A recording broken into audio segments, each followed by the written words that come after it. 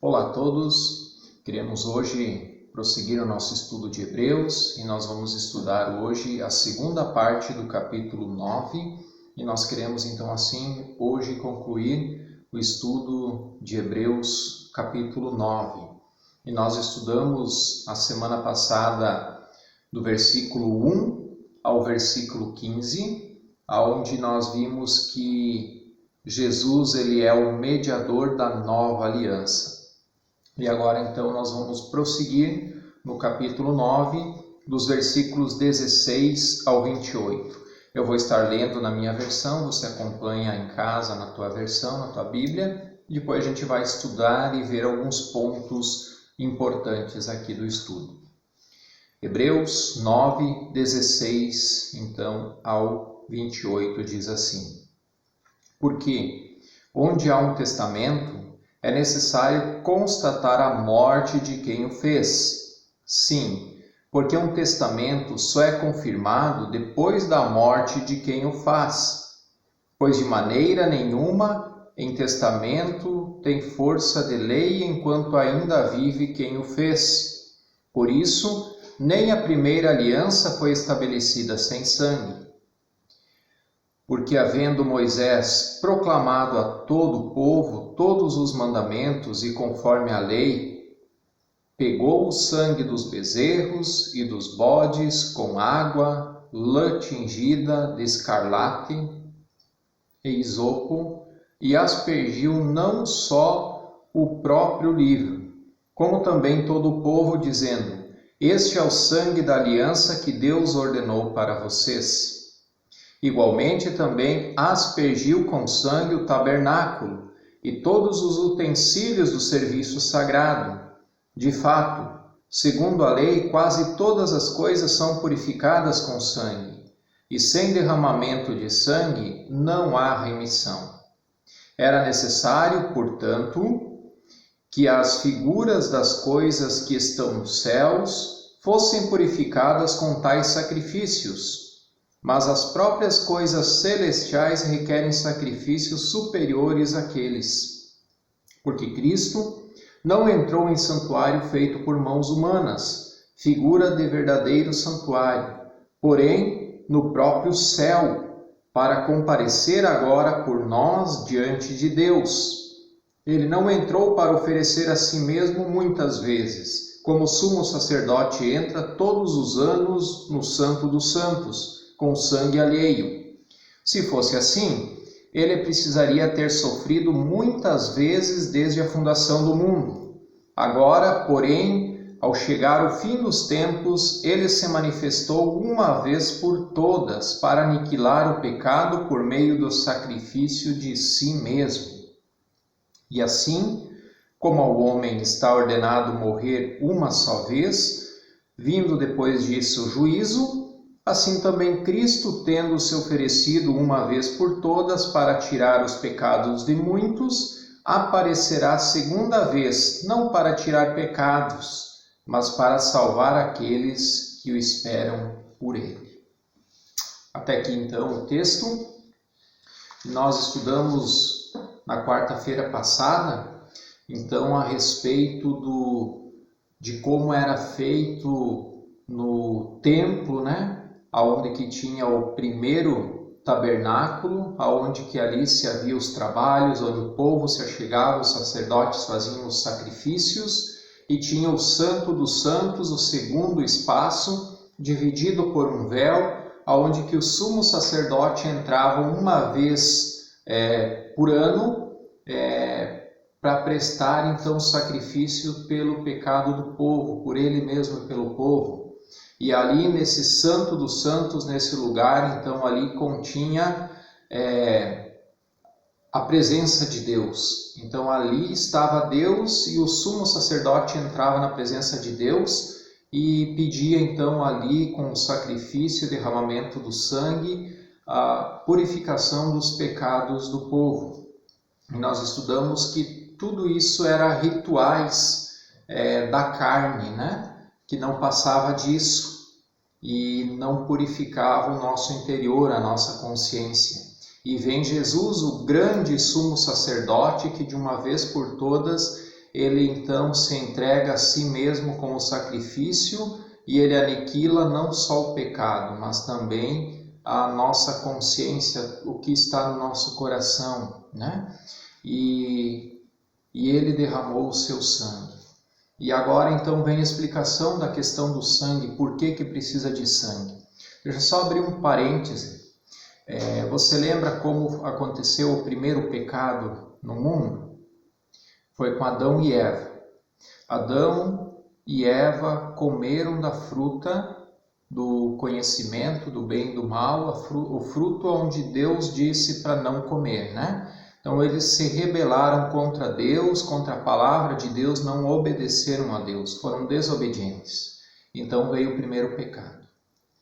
Com o primeiro pecado, diz o texto lá em Gênesis que eles viram que estavam nus, e aí eles fizeram roupas com folhas, né?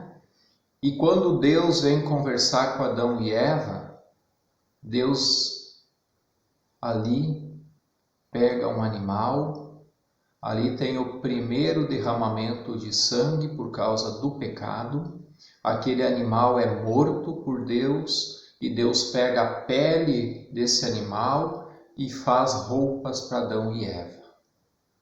Ali, em consequência do primeiro pecado, teve derramamento de sangue. E nós vemos aqui no texto que nós lemos hoje, né? No versículo 16 e 17, a validade de um testamento. Jesus ele vem ser o mediador da nova aliança, do Novo Testamento. E ele vai falar que para um testamento ser válido, primeiro quem o fez deve morrer. Enquanto aquele que fez o testamento, ele não estiver morto, o testamento não é válido ainda, né? E aí ele vai falar isso justamente no versículo 16 e 17, né? A validade do testamento. E no versículo 18 ao 23, então ele vai falar sobre o sangue da primeira aliança. Ele vai dizer no versículo 16, por isso nem a primeira aliança foi estabelecida sem sangue. E vai falar como que Moisés fez, né, aspergindo, jogando o sangue dos novilhos sobre o povo, sobre os utensílios, sobre tudo aquilo que ia ser usado no templo. E no versículo 20 diz que ele foi aspergindo então esse sangue, dizendo, este é o sangue da aliança que Deus ordenou para vocês, né? E no versículo 22, no finalzinho dele, ele vai dizer que sem derramamento de sangue não há remissão. E nós vemos então aqui a primeira aliança foi estabelecida com o sangue de animais, o sangue da aliança que Deus ordenou, no versículo 20, né? E sem derramamento de sangue não há remissão. E isso já acontecia na primeira aliança. Agora no versículo 24, aí muda um pouco de figura, porque vai dizer que Jesus entrou no céu para comparecer por nós diante de Deus.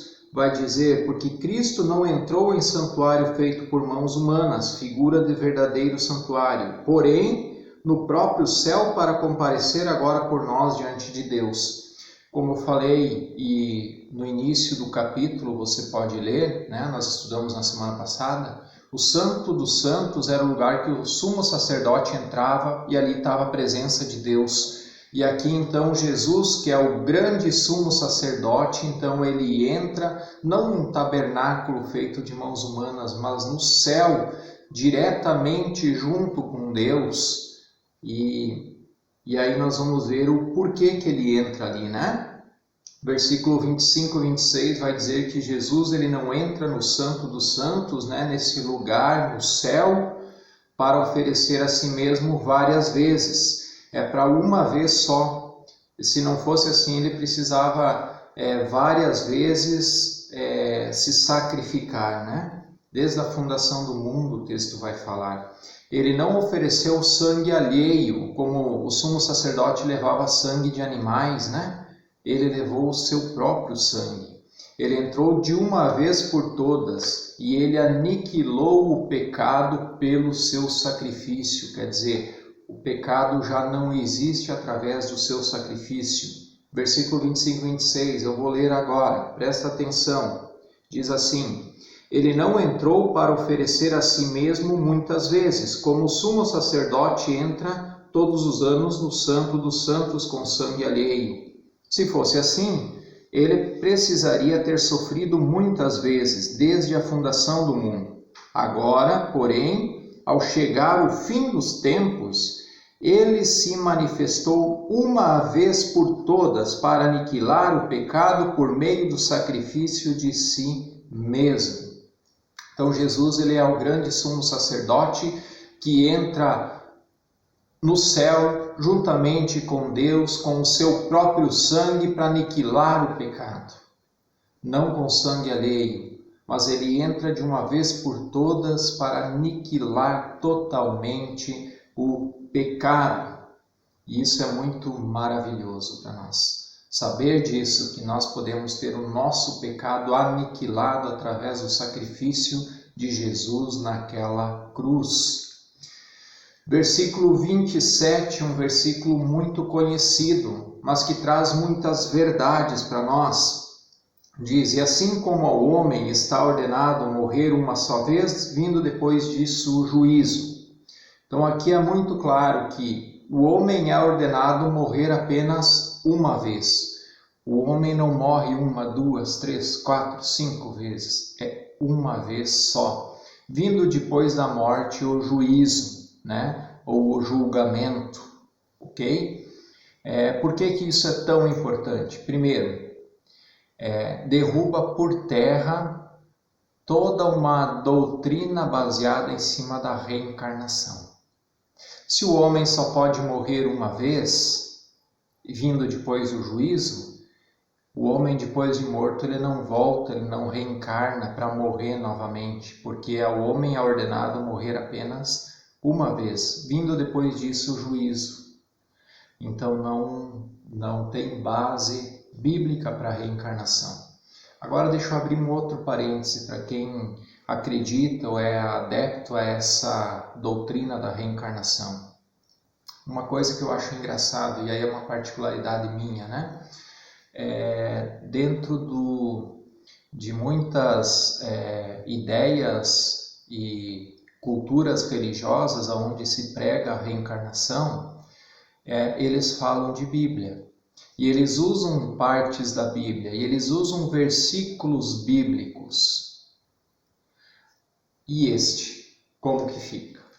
Bom, se a Bíblia é válida, então esse versículo tem que ser também.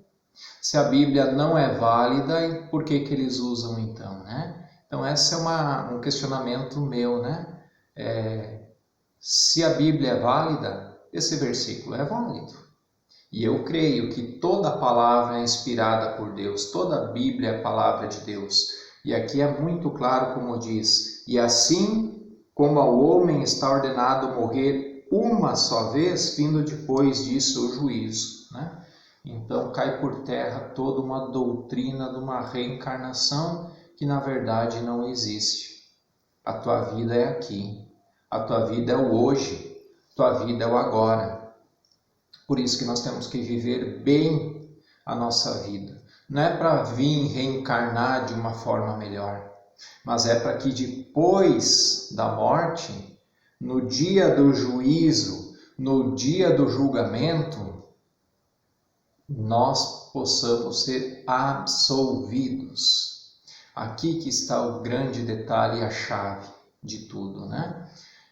Alguns vão ser condenados. Alguns vão ser absolvidos. E agora no versículo 28 que vai falar justamente sobre isso, que diz, está falando primeiro como ao homem é ordenado morrer uma só vez, depois disso vem o juízo. Assim também Cristo, tendo se oferecido uma vez por todas para tirar os pecados de muitos, aparecerá segunda vez, não para tirar pecados, mas para salvar aqueles que esperam por eles.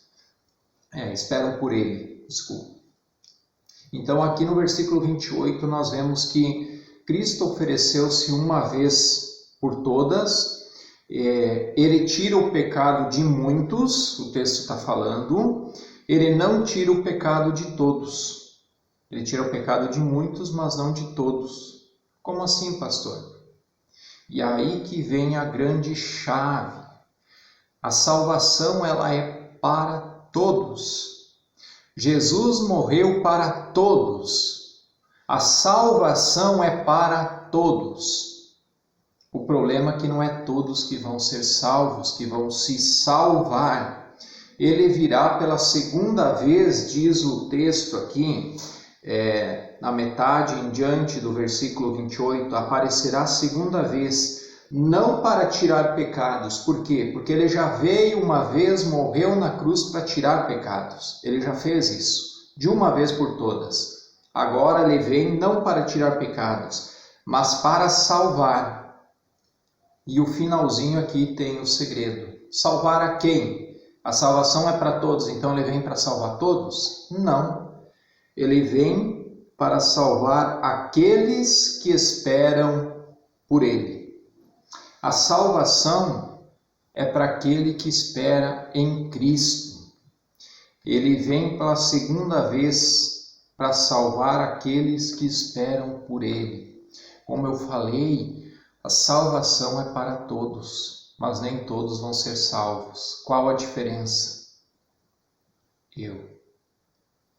A pergunta é: eu quero ser salvo?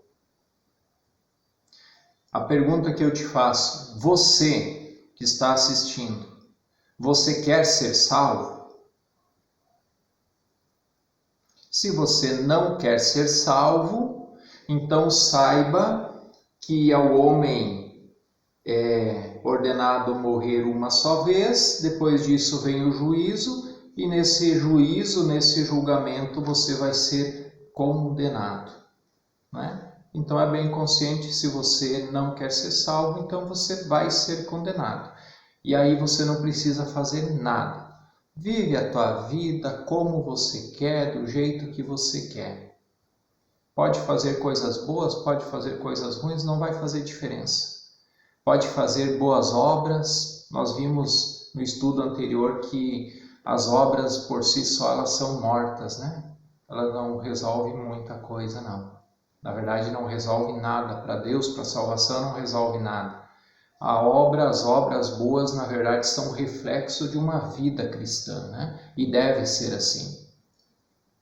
Agora, se a resposta para essa pergunta, você quer ser salvo? A resposta é sim, eu quero ser salvo. Então você precisa esperar por Jesus. Como que você espera por Jesus? Bom, ele já veio uma vez, nós vimos que ele morreu na cruz, ele deu o seu sangue para se tornar o grande sumo sacerdote, adentrar no céu na presença de Deus e ali então perdoar, aniquilar os pecados. Então você tem que crer que Jesus Cristo, ele veio, morreu na cruz, entregou o seu sangue para aniquilar o teu pecado. Você tem que crer que Jesus fez esse sacrifício por você.